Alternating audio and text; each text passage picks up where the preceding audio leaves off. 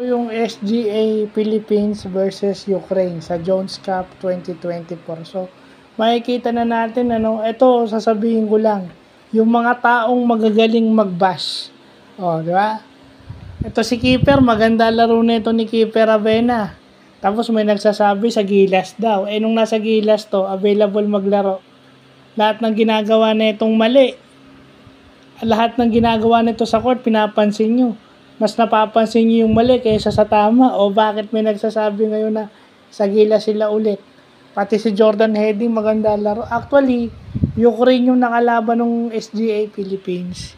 Kaya medyo may laban. Kaso ang problema lang kasi is, may counter. May pamatay suno agad ng Pilipinas eh. Kahit mag-rally yung kalaban, na popornada dahil nga, may materialis din naman tong binuong lineup ni Charles Chu. Si Charles Chu ang coach nito eh. SGA at saka si Dominic Uy ata. Si El Conquistador. Di ba yung nag-a-analyze dito ng mga PBA games. So yun lang. Nakakita tayo ng basketball vlog ngayon na dapat kanina ko pa pinanood kaso kasi masyado mahaba. Tumingin lang ako nung makikita natin yung full game.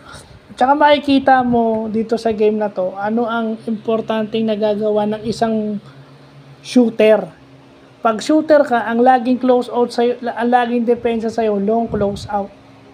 So pwede kang tumira, pwede mong atakihin yung close out niya, going to the basket, at syempre, mid-range or floaters.